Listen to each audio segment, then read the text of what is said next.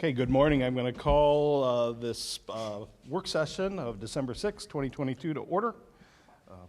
We will start with roll call, please. Mr. Truer. Mrs. Eubank. Here. Ms. Larimer. Here. Mr. Pullman. Here. Dr. Ruffert. Here. Mr. Bennington. Here. Please stand for the Pledge of Allegiance. Pledge of allegiance to the flag of the United States of America and to the republic for which it stands, one nation, under God, indivisible, with liberty and justice for all. Okay, I'm going to move on from the safety briefing, given it's us. So, moving to item 2, looking for a motion to adopt the proposed agenda. So moved. Second. Ms. Larimer, Dr. Ruffert, and roll call, please. Ms. Larimer. Yes. Dr. Ruffert. Yes. Mr. Pullman. Yes. Mrs. Eubank. Yes. Mr. Bennington. Yes. Item 3 is the consent agenda, covering items 4 through 8.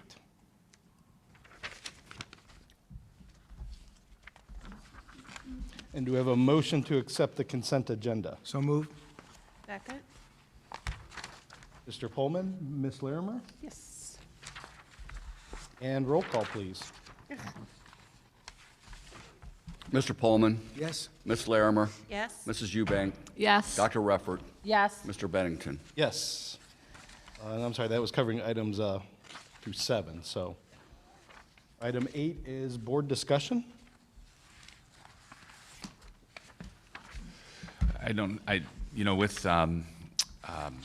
At the next board meeting, we have a full agenda at the next meeting. So for this meeting, there wasn't really anything designated for superintendent's report, so we'll save it for the next session. I do know that some things to think about for future discussion is setting the organizational meeting date and time. So that's something that doesn't have to be done today, but at the next meeting, because for the school board, the year ends, and then January begins the next year for school board. So we'll need to set a date for, I think it's the first 15 days in January to set up the organizational meeting. At that meeting, we'll set the dates and times of all the work sessions and regularly scheduled board meetings, and also appoint officers and establish committees. Boards at that time, the board at that time has in the past set up board committees and superintendent committees. So that is something that typically happens in addition to other items that are required by law. And Mr. Dreyer will outline those that are pertaining to banks and different kinds of important fiscal things. So, so that'll be happening. We're also working on next school year's calendar, and actually next school year and the following school year. In that process, we have a hearing that has to take place 30 days before the adoption. So in the contract, there is an advisory role that teachers play with having input with the contract. They can offer, the union president appoints 3 to 5 people to a committee, and then they provide input, but it's, at the end of the day, ultimately it's the board's decision to determine what the calendar is. So that's something that we're working on, and I don't know if we'll have the ability to put the 30-day at the next meeting and share that with the community and then adopt it in January. So we know we want to do it sooner than later. With that, we've gotten a lot of feedback. I know Ms. Price has shared concerns that have been raised through the county safety organizations about the solar eclipse that's coming, and this area is supposed to be ground zero. And those areas that were ground zero at the last major event said that it is a pretty significant event with a lot of traffic and concerns. So they're recommending that schools in that area not be in session that day. So we're looking at that as a possible adaptation to the calendar, so, but at any rate, so yeah, so those, yeah, so anyway, those are some of the things that, that we're planning for the next,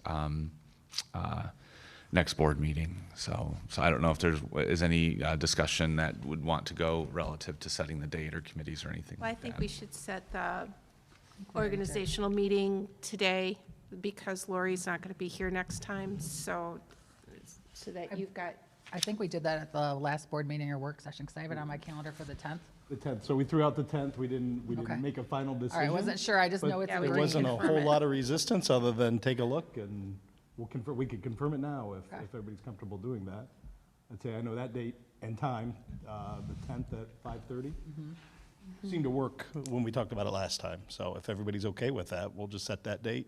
As long as it doesn't run over, because I do have that. Yes. Yeah. Yes. the only conflict that is that day is that the Perrysburg School Foundation meeting is held in here at that time. I think I have it arranged where they can be upstairs. That Okay. Yeah, I put it tentatively on my calendar, and I know Hannah was able to flip the rooms. So if that holds, so that we'll take care of that. All right. Yeah. And I will be, and this is a little bit presumptuous, but just to prepare for next year, I will reach out in December here to take the temperature on committee structures, timing of meetings and such. Regular meeting, you'll need to appoint President Pro Tem. Right. So no 3rd, but the 10th at 5:30? That's correct. Yeah.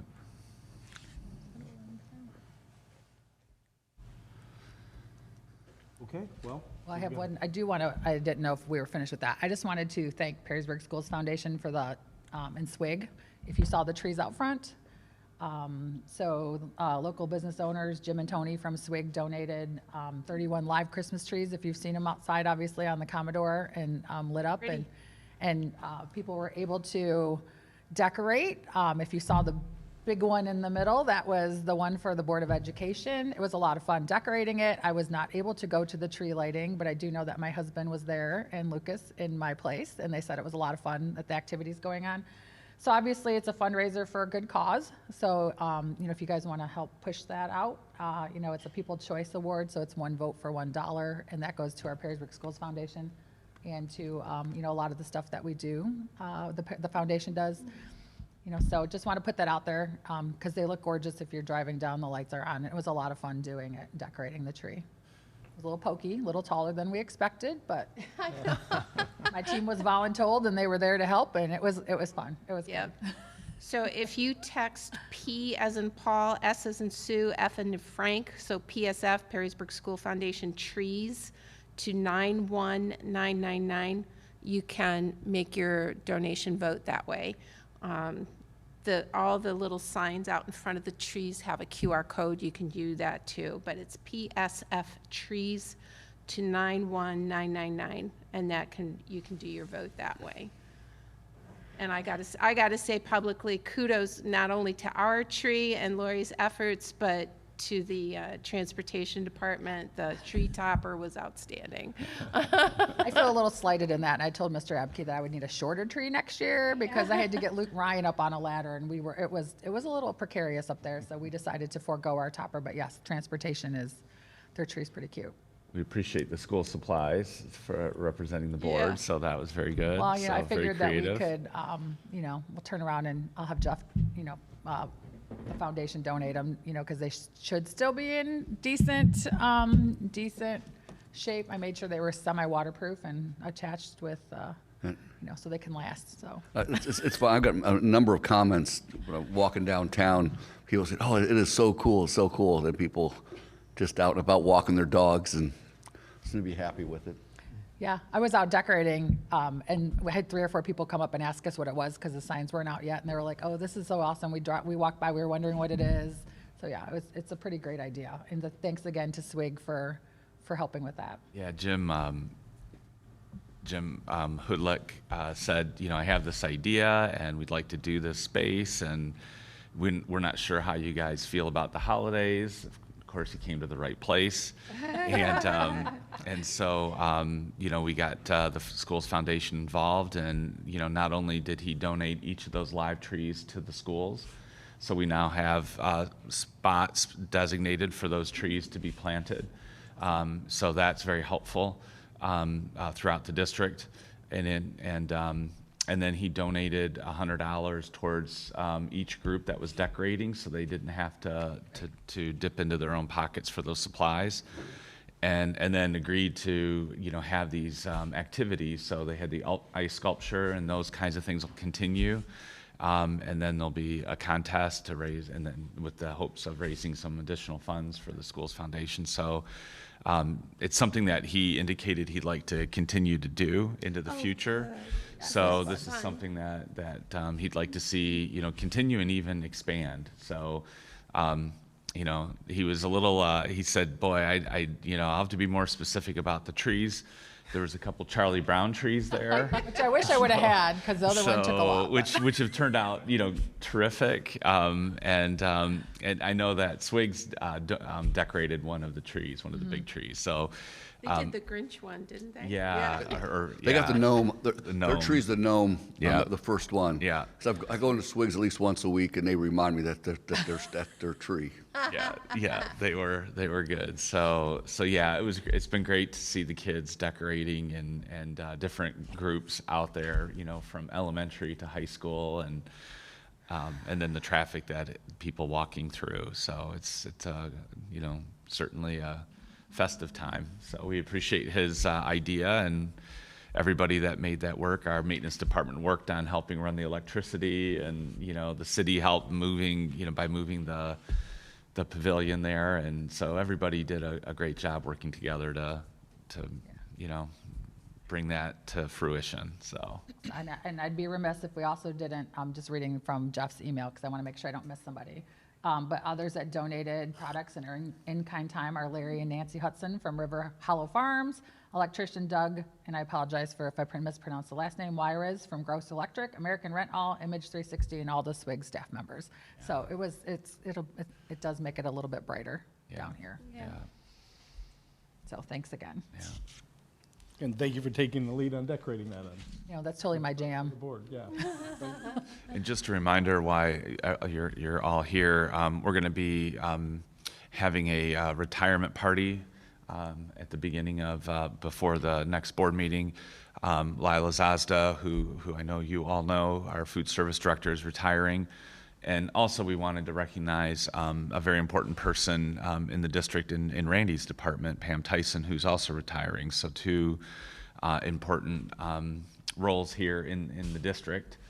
Pam does payroll, so everybody, those that don't know her, certainly we all appreciate the work that she's done over the years, and Lila with food service and all that she's done for us. So we'll have an event a little bit beforehand, kind of a reception, open to the public, and I believe that starts at 5 o'clock, and then we will recognize both of them at the board meeting as planned. So.